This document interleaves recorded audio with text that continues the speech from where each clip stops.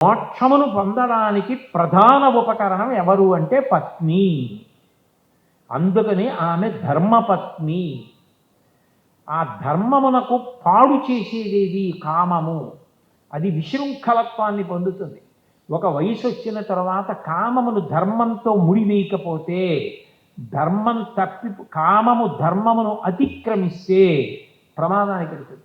విశ్వనాథ సత్యనారాయణ గారు చెలియలి కట్ట అని ఒక నవల రాశారు. అది పురుషార్థముల గురించి. నిజానికి సముద్రం అంత గొప్పది. అది తలుచుకుంటే ఊళ్ళ మీదకి వచ్చేయగలదు. ఒకప్పుడు వచ్చేయలేదు, ఈ సీమలో వచ్చేయగలదు. కానీ చేతకాని దానిలా ఒడ్డు వరకు వచ్చి కెరటాలు వెనక్కి వెళ్ళిపోతుంటాయి. పురుషుడు తనంత తాను ఎంత శక్తివంతుడైనా, ఎంత కీర్తివంతుడైనా, ఎంత గొప్పవాడైనా తన ప్రతిజ్ఞకి తాను కట్టుబడతాడు. ధర్మీచ అర్థేచ కామీచ నాతిచరామి. ఈమెను దాటను, చెలియలి కట్ట, సముద్రము ఒడ్డును దాటనట్టు దాటడు, ఆమెను అతిక్రమించాడు. ఆమె ధర్మపత్ని. ధర్మపత్ని అన్న మాటకు అర్థం ఏమిటంటే, కామము ధర్మంతో ముడిపడింది. మొట్టమొదట శరీరమునందు ఒక వయసు వచ్చిన తర్వాత మనసులో కలిగేటటువంటి కామము ధర్మంతో ముడిపడిపోతే అర్థము ప్రభవిస్తుంది అందులోంచి. కామము ఆమె యందు అన్వయమైంది కాబట్టి ఇప్పుడు ధార్మికమైన అర్థం కలిగింది.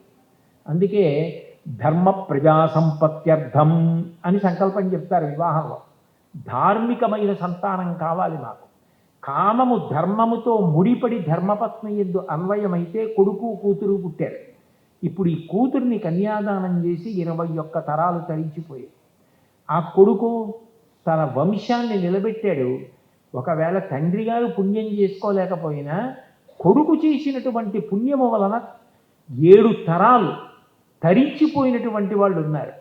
కాబట్టి తరింపచేస్తాడు కొడుకు. ఇప్పుడు ఈయన తరించడానికి కారణం ఎవరయ్యారు? ఆమె కారణమైంది. ధర్మపత్ని యజ్ఞం చెయ్యాలి. యజ్ఞం చెయ్యాలి అంటే పక్కన ధర్మపత్ని ఉండాలి. ఒకవేళ ఆమె అనారోగ్యంతో ఉండి మంచంలో ఉంది, ఏం పర్వాలేదు, ఆమె ఉంటే చాలు. ఆమె మంచంలో పడుకుని ఉన్నా ఆమె ఉన్నది అని గుర్తు ఏమిటంటే ఉత్తరీయం ఎడమ భుజానికి తగలచ్చు. ఎడమ భుజానికి ఉత్తరీయం తగులుతోంది అంటే ఆయన మంగళస్వరూపి అని గుర్తు. భార్య ఉన్నవాడు మంగళప్రదుడు అని. అప్పుడు ఆయన యజ్ఞయాగాది క్రతువులు చేయొచ్చు. ఆమె లేదు, ఆమె శరీరం వదిలిపెట్టేసింది. పురుషుడికి 2 పోతాయి, ఇహము పరము 2 పోతాయి. ఎందుకని అంటే నిజానికి ఇల్లు అంటే ఇటకలతో కట్టినది కాదు. ఇల్లు అంటే గృహిణి గృహముచ్యతే. గృహిణి ఇల్లాలు. ఇంటికి వెళ్ళేటప్పటికీ అంత ప్రేమతో ఎంత అలిసిపోయిచ్చారో ఇది తినండి అని అంత ప్రేమతో మళ్ళీ తల్లిలా పెట్టగలిగేది ఎవరు అంటే భార్య. తన కామము ధర్మము చేత ముడిపడేటట్టు చేసి తను అంత క్లిష్టమైన ప్రసవ వేదన పొంది వంశాన్ని నిలబెట్టి ఆయనకు బిడ్డల్నిచ్చేది ఎవరు అంటే పత్ని, భార్య. ఆయన యజ్ఞయాగాది క్రతువులు చేయడానికి కారణం ఎవరు అంటే ఆమె. తన కడుపున పుట్టిన కూతురైనా కన్యాదానం చెయ్యాలంటే ఆమె లేకపోతే అధికారం లేదు. అంటే ఆయన చేసేటటువంటి సమస్త పుణ్యాలకి కారణం ఎవరు అంటే ఆమె. ఆమె వెళ్ళిపోయిందో ఇహము పరము 2 పోయి. ఇంటికి వెళ్ళేటప్పటికి ఆ ఆదరణ ఇది, ఆ సంతోషం ఇది, ఆ పిలిచేవాళ్ళు ఎవరు, ఆ తాపత్రయపడేవాళ్ళు ఎవరు, ఒంట్లో బాగున్నా బాగుండకపోయినా తిన్నారా తిన్నారా తిన్నారా అని తాపత్రయపడిపోయేది భర్త కూడా కోరని ఒకే ఒక కోరిక కోరేది ఎవరు అంటే పత్ని ఒక్కతే. ఆయన చేతిలో నేను వెళ్ళిపోవాలి పసుపు కుంకాలతో అని అడుగుతుంది తప్ప ఆయన నా చేతిలో వెళ్ళిపోవాలని ఎంత ప్రేమ ఉన్నవారు కోరరు. కంచి కామకోటి పీఠాధిపత్యం వహించిన చంద్రశేఖరేంద్ర సరస్వతి మహాస్వామి వారి చంద్రమౌళి ఈశ్వరారాధన చేసి తీర్థమిస్తుంటే ఒక ఆవిడ వచ్చి చెయ్యి చాపింది. చెయ్యి చాపితే ఆయన తీర్థం ఇచ్చి ఆమె వంక చూశాడు. ఆమె, స్వామి నేను మిమ్మల్ని ఒక్క వరం అడగచ్చా అని కళ్ళంబట నీళ్లు ధార కింద పడిపోయి ఆయన ఆశ్చర్యపోయి ఏమమ్మా అని అడిగాడు. నా చేతులలో మా ఆయన వెళ్ళిపోయేటట్టు వరం ఇవ్వగలరా అని. ఆయన తెల్లబోయి ఉద్ధరిని గిన్నెలో పడేసి ఏమడిగావు అన్నాడు. నా చేతులలో మా వారు వెళ్ళిపోయేటట్టు వరం ఇవ్వండి అంది. ఏమి అన్నారు. ఆయన అనారోగ్యంతో ఉన్నారు, జబ్బు మనిషి, మంచంలో ఉన్నారు. నేను సంపాదించి కష్టపడి పెట్టి ఆయన అలా కాపాడుకుంటున్నాను. నేను వెళ్ళిపోతే ఆయన్ని చూసేవాళ్ళు లేరు, ఆయన ఏమైపోతారో అని బెంగ. ఆయన వెళ్ళిపోయాక నాకు ఇంక అక్కర్లా ఈ ప్రపంచం.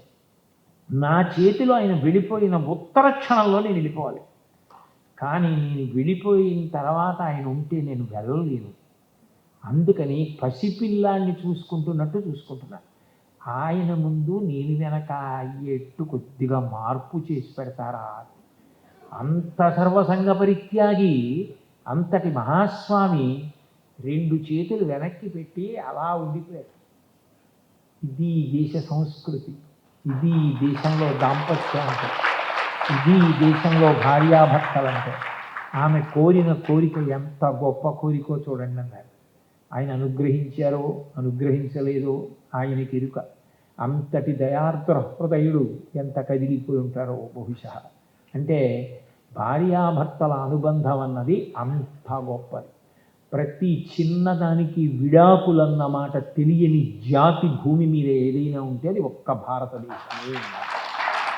రామాయణంలో అంత తప్పు చేసినటువంటి అహల్యని కూడా తపస్సు చేయించి తప్పు దిద్దించి మళ్ళీ తన భార్యగా స్వీకరించిన వాడు గౌతముడు తప్ప, కామం కోసం విశృంఖలత్వాన్ని పొందడం తెలియకపోవడం, ధార్మికంగా ధర్మపత్నిని స్వీకరించడం, ఇద్దరూ కలిసి ప్రస్థానం చేయడం, ఇద్దరూ ఒడిలిపోవడం, ఇద్దరూ మనవల్ని పొందడం, ఇద్దరూ వానప్రస్థంలో హాయిగా భగవంతుడి గురించి ఆలోచన చేస్తూ చిట్ట చివరి ఊపిరి వరకు ఈశ్వర సేవ చేస్తూ తరించిపోవడం. చక్రవర్తులైన వాళ్ళు కూడా ఈ దేశంలో కొడుకు పెద్దవాడయ్యాడు, వాడు ఇప్పుడు పరిపాలించగలిగిన సమర్థుడయ్యాడంటే అంత శక్తి ఉండి కూడా అంతఃపురాల్ని రాజ్యాల్ని వదిలిపెట్టేసి వానప్రస్థానికి వెళ్ళి తపస్సు చేసి తరించిపోయారు. అంతంత గొప్ప గొప్ప వాళ్ళు పుట్టినటువంటి దేశం, అంత గొప్ప కుటుంబ వ్యవస్థ. ఎంతసేపు ఆలోచన ఎట్లా ఉండేది అంటే, నా వారిని నేను ఎట్లా కాపాడుకోవాలి. ఏదో అది తండ్రి వరకో తల్లి వరకో కాదు, తాత ముత్తాతల వరకు సగరుల్ని తరింపచేయడం కోసం భగీరథుడు అంత తపస్సు చేసి గంగావతరణం చేయించి త్రిపథగని చేయించి పాతాళలోకానికి తీసుకెళ్ళి 60,000 మంది సగరుల యొక్క బూది కుప్పల నుంచి ప్రవహింపజేశాడు. వాళ్ళందరూ ఉత్తీర్ణులై స్వర్గలోకానికి వెళ్ళారు. నాకెందుకు నా తాత ముత్తాత ఎక్కడి సగరులు అని అనుకోలేదు. అది ఆయన అంశుమంతుడు చేయలేకపోయాడు, సగరుడు చేయలేకపోయాడు, అంశుమంతుడు అయిపోయాడు, దిలీపుడు అయిపోయాడు, తర్వాత భగీరథుడు వచ్చాడు. అయినా అంత గొప్ప తపస్సు చేసి గంగావతరణం చేసి తరింపచేశాడు. ఈ లోకంలో ప్రత్యేకించి మనకి భారతదేశంలో కుటుంబ వ్యవస్థ అన్నది అంత గొప్పది. అన్నిటికన్నా చాలా చాలా గొప్ప విషయం భార్యతోటి భర్తకి, భర్తతోటి భార్యకి కలిసి ఉన్నటువంటి అనుబంధం. నిజానికి పురుషుడి యొక్క జీవిత మర్యాద ఎక్కడ తెలుస్తుంది అంటే, భార్య వెళ్ళిపోయేటప్పుడు ఎన్ని జన్మలెత్తినా ఆయనకే భార్యను కావాలి అని వెళ్ళిపోతుందే ఆ పురుషుడి జీవితం సార్థక్యం. ఒకవేళ ఆమెకి ఆయన మంచివాడైనా అట్లా అనిపించలేదనుకోండి, అట్లా అనకుండా వెళ్ళిపోయింది అనుకోండి, ఆయనకు వచ్చిన నష్టము ఉందని నేనేమి అంటలేదు. కానీ అన్ని అనుబంధాలని పక్కన పెట్టేసి వాళ్ళిద్దరూ కలిసి ప్రస్థానం చేయడం అన్నది ఈ దేశం యొక్క గొప్పతనం. ఆమె ఎక్కడో పుట్టింది, తల్లిదండ్రులు ఉన్నారు, ఆమెకో పుట్టింటి పేరుంది, ఆమెకో వంశం, ఆమెకో గోత్రం ఉంది, ఆమెకి స్నేహితులు ఉన్నారు, ఆమె ఉన్న ఊరుంది. ఇన్నిటినీ వదిలిపెట్టేసి మెడలో మంగళసూత్రం కట్టి జీలకర్ర బెల్లం పెట్టిన వాడి చిటికిని వేలు పెట్టుకుని సముద్రాలు దాటి దీపాంతరానికి వెళ్ళిపోతుంది. ఏమిటి నమ్మకం అంటే, ఆయన నా దైవం అంటుంది, ఆయన నా సమస్తం, ఆయన బాగుండాలి. ఎంత ఆశ్చర్యం! అసలు ఏ దేశంలో ఉంది వ్యవస్థ? ఎంత గొప్ప వ్యవస్థ! అందుకే నేను ఈ మాట ఏదో పక్షపాతానికో పొగిడించుకోవడానికో చెప్పట్లా. నేను ఉన్న మాట పరమ సత్యం చెప్తున్నాను. ఈ దేశంలో ఈ మర్యాద, ఈ గౌరవం ఇలా నిలబడడానికి కారకులైన వారెవరు అంటే మొట్టమొదట తల్లులే. వారి త్యాగం దగ్గర ప్రారంభం, కుటుంబ వ్యవస్థ ప్రారంభం ఎక్కడ అంటే అక్కడ. అట్లా స్త్రీ రానినాడు అసలు కుటుంబ వ్యవస్థ ఎక్కడుంది? ఆమె కదిలి వచ్చేసింది, ఆమె వెళ్ళిపోతోంది, ఎన్ని సముద్రాలైనా దాటి వెళ్ళిపోతోంది. ఆ భర్త కోసం అన్నీ త్యాగం చేసేస్తుంది. సీతమ్మ రామాయణంలో అయోధ్యకాండలో ఆ మహానుభావుడు అత్రి మహర్షి భార్య అనసూయమ్మతో మాట్లాడుతూ మాట అంటుంది, అమ్మా ఈ దేశం గొప్పతనం ఎక్కడుందంటే రాత్రి భార్యని పరుషంగా మాట్లాడి హింసించినటువంటి భర్త పడి నిద్రపోతుంటే ముందు లేచిన భార్య మంగళసూత్రం కళ్ళకద్దుకుని వీటితో నేను కడతేరిపోవాలని కోరుకుంటుందమ్మా, అటువంటి జాతిలో పుట్టిన స్త్రీని. అంత ఉత్తముడు రామచంద్రమూర్తి యొక్క భార్య నేను ఎందుకు గర్వపడతాను తప్ప అరణ్యవాసానికి వచ్చిన చేతకాని వాడంటానమ్మా అంది. అది ఈ దేశపు వైభవం. చిట్ట చివరికి చేరేటప్పటికి పైకి మాట్లాడరు కానీ గుప్తంగా మనసులో బెంగ అంతా ఏమిటంటే నాకన్నా ముందు ఇది విడిపోతే పర్వాలేదు, నేను ఉంటాను, నేను చూస్తాను, ఆఖరి వరకు నేను ఏదో చూడగలను, ఏదో తాపత్రయం ఆయనకి. ఆయన బెంగ అంతా ఏమిటంటే నేను విడిపోతే ఇది ఏమైపోతుంది. అప్పుడు ఆయనకి ఆమె బలహీనతలన్నీ గుర్తొస్తాయి. తొందరగా కోపం వస్తుంది, చటుక్కున మాట అంటుంది, మనసు మంచిదే కానీ దీన్ని అర్థం చేసుకుంటారా, ఇంత బతుకు బతికింది, ఇంత గౌరవాన్ని పొందింది, ఏమైపోతుంది అని బెంగ. కుటుంబ వ్యవస్థకున్న గొప్పతనం ఏమిటంటే కొడుకొక్కడు మంచివాడు అనుకోండి, ఆయన హాయిగా శరీరం వదిలేస్తాడు, ఏం పర్వాలేదు వాడు. ఎక్కడండి అసలు మనిషికి శాంతి, అది తప్ప ఎక్కడుంది? సమస్త శాంతికి కారణం కుటుంబ వ్యవస్థే. మనిషికి సంస్కారం ఎక్కడి నుంచి వస్తుంది? విశ్వవిద్యాలయం సంస్కృతికి ఏది అంటే తాతగారు పడుకున్న మంచం. తాతగారు పడుకుంటాడే, పడుకున్నప్పుడు మనవడు వచ్చి తాతగారి డొక్కలో చేరుతాడు. చేరి తాత తాత కథ చెప్పండి, తాతగారండి కథ చెప్పండి, తాతగారండి కథ చెప్పండి అంటాడు. తాతగారండి కథ చెప్పండి అంటే తాతగారు అప్పటికి చెప్పిన కథ మనవడు నిద్రపోవడానికి పనికొస్తుంది. ఒరే నాన్న, ఓ కాకి ఉందిరా, చెట్టు మీద కూర్చుందిరా, అది ఎక్కడి నుంచో పాపం కష్టపడి ఓ మాంసం ముక్క తెచ్చుకుంది, తిందామనుకుంది, ఇంతలో కిందకో నక్కొచ్చింది, కాకి బావా నువ్వు ఎంత బాగుంటావో, నీ అంత కాంతితో కూడిన నలుపు ఎవరికి ఉంటుంది అని దాన్ని ఎంతో పొగిడింది. కాకి నిజంగా అనుకుంది, నోట్లో ఉన్న మాంసం ముక్క వదిలిపెట్టి దాని కంఠం అంత బాగుంటుందని నక్క పొగిడిందని కావుని పాట పాడింది. ఆ మాంసం ముక్క కిందడిపోతే నాకు ఎత్తుకుపోయింది అని తాతగారు చెప్తాడు. చెప్తే మనవాడు విని తాతగారు చాలా బాగుంది తాతగారు అని పడుకుని నిద్రైపోయాడు. వాడు తర్వాత పెద్ద అధికారి అయ్యాడు. అయిన తర్వాత ఎవరో వచ్చి నిష్కారణంగా వాడిని పొగుడుతున్నాడు. పొగుడుతుంటే వాడు అనుకుంటాడు, చిన్నప్పుడు మా తాతగారి పక్కన పడుకున్నప్పుడు మా తాతగారు కథ చెప్పాడు, ఇలా నక్క పొగిడితేనే కాకి మాంసం మొక్క వదిలింది, మా తాతగారు చిన్నప్పుడే నేర్పారు, నేనేం అలా లొంగనంటాడు. తాతగారు మంచం విశ్వవిద్యాలయం పిల్లవాడి యొక్క వ్యక్తిత్వాన్ని చక్కదిద్దుతుంది.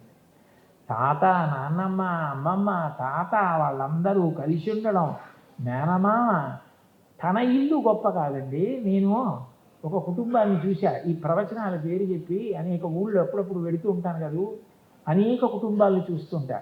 ఒక కుటుంబం నాకు తెలిసిన కుటుంబం ఉంది, మా అబ్బాయికి తెలుసు. ఆ ఇంట్లో కోడల్ని పురిటికి పంపించారు మొట్టమొదటిసారి పెళ్లికానుకు.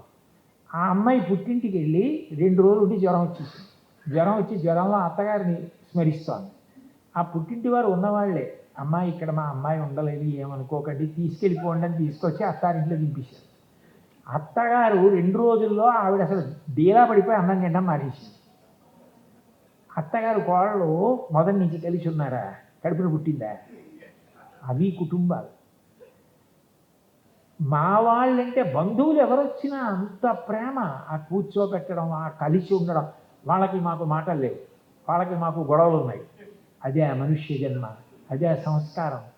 ఎంతమంది చేత ఒక వయసు వచ్చేటప్పటికీ గౌరవింపబడతావో, పెదనాన్నగారు అని పిలిపించుకోవడం ఎంత మర్యాద అండి. నాన్నగారే ఎంత గొప్పదైతే పెదనాన్నగారు అంటే తమ్ముడి పిల్లలు పెద్దనాన్నగారు అని పిలుస్తారు అంటే అందులో ఎంత మాధుర్యం, ఎంత కర్తవ్యత అనిస్తుంది. వాళ్ళ గురించి ఆలోచించవలసిన అవసరం. పెద్దనాన్నగారు అని పిలవడం ఎంత మధురమైన పిలుపు. అనయ అని పిలిస్తే ఎంత మధురం. చెల్లెలా అని పిలవడం, చెల్లెలింటికి వెళ్ళడం. అసలు కార్తీక మాసంలో భగినీహస్త భోజనం అని చెల్లెలింటికి వెళ్ళరా, చెల్లెలు అన్నం వాడికి లేక చెల్లెలింటికి వెళ్ళాలి, చెల్లెలు పెట్టిన అన్నం తినాలి, చెల్లెల్ని పిలవాలి, చెల్లెలికి పెట్టాలి. భగినీహస్త భోజనం అని పెట్టారు. అంటే మానవీయ విలువలకి ఎంత మర్యాదనిచ్చారో. ఇవి ఇంత గొప్పవైతే ఇంతకన్నా గొప్పది గురు శిష్య సంబంధం. ఆయన కుటుంబ వ్యవస్థలో ఒకడు కాడు, కానీ ఎవరికన్నా త్యాగమూర్తి ఎవరంటే గురువే. ఆయన ఎంత కష్టపడి నేర్చుకున్నాడో. లోకంలో ఎవరి ఆస్తి అయినా బిడ్డలకు ఎడుతుంది. గురువుగారి ఆస్తి మాత్రం ఆయన చదువు, ఆయన సంస్కారం. అవి ఎవరికి ఎడతాయంటే ఆయన మీద నమ్మకం ఉన్న ఆయన శిష్యులందరికీ వెళ్ళిపోతాయి తప్ప ఆయన బిడ్డలకే అవి వెళ్ళవు. అందరూ ఏం చేస్తారంటే పుట్టుకనిస్తారు తల్లిదండ్రులు, కానీ మళ్ళీ పుట్టవలసిన అవసరం లేని జ్ఞానమును ఇవ్వగలిగిన వాడు గురువు. అటువంటి గురువు పట్ల అంత గౌరవం ఉండడం అన్నది కుటుంబ వ్యవస్థలోనే నేర్చుకుంటారు. ముత్తుస్వామి దీక్షితారు వారికి చిదంబరనాథ యోగి మీద అంత గౌరవం ఎందుకు వచ్చింది? తండ్రి గారు అయినటువంటి మహానుభావుడు ఆయన నేర్పినటువంటి సంస్కారం. ఆ గురువుని గౌరవించడం. అబ్దుల్ కలాం గారంతటి వారు వ్రాసుకున్నారు జీవిత చరిత్రలో. చిన్నప్పుడు తన గురువు తనని తీసుకెళ్ళి ఆ పక్షి ఎలా ఎగురుతుందో చూపించడం వల్ల ఏరోనాటికల్ ఇంజనీరింగ్లో ఆయనకి ఎంత ఉత్సాహం కలిగిందో, ఎందుకు ఆ విద్యలోకి ప్రవేశించారో. ఒకనాడు ఆయనకి మెడ్రాస్ ఇన్స్టిట్యూట్ ఆఫ్ టెక్నాలజీలో సీట్ వస్తే కట్టడానికి 1000 రూపాయలు లేకపోతే ఆయన సోదరి జొహరా ఆవిడ కష్టపడి తన చేతి గాజులు గొలుసు తాకట్టు పెట్టి ఇస్తే ఆ 1000 రూపాయలతో చేరి, అమ్మ నేను సాధ్యమైనంత తొందరగా తాకట్టు విడిపించి నీకు ఇచ్చేస్తానన్నారు. అప్పటికి చదువుకుంటున్న ఆయన ఎలా విడిపిస్తారు? ఆయనకున్న ఒక్క మార్గం మెడ్రాస్ ఇన్స్టిట్యూట్ ఆఫ్ టెక్నాలజీ, ఆ రోజుల్లో అంత సుప్రసిద్ధ సంస్థలో బాగా చదువుకుని స్కాలర్షిప్ సంపాదించి విడిపించాలి. చెల్లెలు నగలు విడిపించడానికి బాగా చదవడం మొదలుపెట్టినటువంటి కలాం గారు ఈ దేశానికి ఎంత గర్వించదగ్గ బిడ్డ అయ్యారో మీ అందరికీ. కాబట్టి గురువు అంత గొప్పవాడు. రామాయణం చదువుతుంటే అసలు బాలకాండలో ఆ విశ్వామిత్రుడు మాట్లాడే మాటలు వింటుంటే, ఆ శ్లోకాలు చదువుతుంటే గుండె కరిగిపోతుంది. ఎంత ప్రేమో! రామ చీకటి పడిపోయింది, క్రూర జంతువులు అరుస్తున్నాయి, పక్షుల యొక్క అరుపులు వినపట్టం లేదు, సమస్త భూతములు పడుకున్నాయి, నువ్వు పడుకో, నీకు క్షేమముగుగాక, రామా భద్రంతి అంటాడు. గురువు ఎప్పుడూ శిష్యుల యొక్క హితాన్ని కోరుతూ ఉంటాడు. ఎప్పుడూ వాళ్ళు వృద్ధిలోకి రావాలని కోరుకుంటూ ఉంటాడు. ఆయనకి ఏ అనుబంధం ఉందని? ఏ అనుబంధం లేదు. అయినా గురువు గారు అంటే ఎప్పుడూ శిష్య హితయోద్యత సతతం, శిష్యుల యొక్క హితము కొరకు పరితపిస్తాడు. అంత గొప్ప కుటుంబ వ్యవస్థ. మీరు అగస్త్య మహర్షి అయితే సముద్రాన్ని పుడిచిపెట్టాడు, కానీ ఇంత పెద్ద విషయాన్ని ఇచ్చి నన్ను ఒక్కరోజు కాసేపు వచ్చి మాట్లాడి వెళ్ళమన్నారు. అందుకని మీకు తెలియని విషయాలు కావు. మీరందరూ కుటుంబాల్లో లేని వాళ్ళు కారు.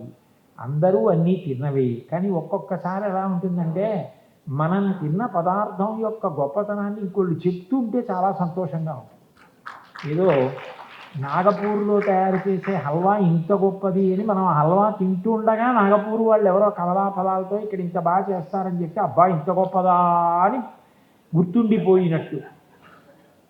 అందరూ కుటుంబ వ్యవస్థలో మాధుర్యం అనుభవిస్తున్న వాళ్ళే అయినా దాన్ని ఒకసారి విని సంతోషించాలి, మరింత పూనిక పొందాలి, మన పిల్లలు పొందాలన్న మంచి మనసుతో మీరు ఇంత మంచి విషయం గురించి తెలుసుకోవాలనుకోవడం నాకు ఎంతో ఆనందాన్ని ఇచ్చింది. భగవంతుని యొక్క నిర్హేతుక కృపాకటాక్ష వీక్షణముల వలన ఎప్పటికీ కుటుంబ వ్యవస్థ చెక్కు చెదరకుండా ఇట్లాగే నిలబడి ప్రతి ఇంట తాత, నాన్నమ్మ, అమ్మమ్మ, తాత, మేనమామలు, అత్తలు, మేనత్తలు, మామయ్యలు, తల్లి, తండ్రి, పిల్లలు ఇంతమంది కలుస్తూ ఒకళ్ళింటికొకళ్ళు ఎడుతూ భోజనాలు చేస్తూ పొరపక్షాలు లేకుండా పచ్చని చెట్టులా సంతోషంగా ఋషులు కోరుకున్నట్టుగా ఈ సమాజం వృద్ధిలోకి వచ్చేటట్టుగా అనుగ్రహించాలి అని కోరుకుంటూ ఈశ్వరుడి పాదములకు వీరొక్క మాట నమస్కరిస్తూ, ఇంత ప్రేమగా నన్ను తీసుకొచ్చి కూర్చోబెట్టి మీ అందరూ కూడా విన్నారు. ఇటు తిరిగి నాకు ఒక్కటే చిన్న బాధ కలిగింది. ఏంటంటే పాపం నేను వచ్చేటప్పటికి ఆ పాప తల మీద 2-3 కలశలు పెట్టుకుని నృత్యం చేస్తోంది. అటువంటప్పుడు ఏమాత్రం దృష్టి కేంద్రీకరణ తగ్గినా అవి కింద పడ్డాయనుకోండి, ఆ అమ్మాయి నృత్యం సరిగ్గా చేయలేదంట. అందుకని నేను వచ్చినప్పుడు నా చుట్టూ చేరితే ఆ అమ్మాయికి దృష్టి కేంద్రీకరణ పోతే పాపం చిన్న పిల్ల ఎక్కడ అప్రతిష్టపడి చిన్నబుచ్చుకుంటుందో అని బెంగబెట్టుకుని, అయ్యో నా వల్ల ఆ అమ్మాయికి అట్లా కష్టం రాకూడదని ఇప్పుడేం వద్దు, ఏం వద్దు పక్కకుండండి అని చెప్పడానికి కారణం ఆ అమ్మాయి మీద ప్రేమ. అది లేని నాడు నేను కుటుంబ వ్యవస్థ గురించి మాట్లాడడానికి నాకు ఏం అధికారం ఉంటుంది?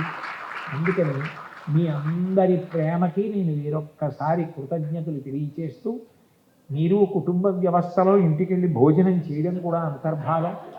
గాజుల చేతి భోజనం చేసి సంతోషించాలి, అదొక మహదైశ్వర్యం. ఆయన గాజుల చేతి భోజనం చేస్తున్నాడంటే 95 ఏళ్ల వాడికి 90 ఏళ్ల భార్య గాజుల చేతి భోజనం పెట్టడం ఒక మహదైశ్వర్యం. అందుకని ఈ ఐశ్వర్యం ఎప్పటికీ అట్లాగే ఈశ్వరుడు అందరికీ అనుగ్రహించాలని కోరుతూ స్వస్తి.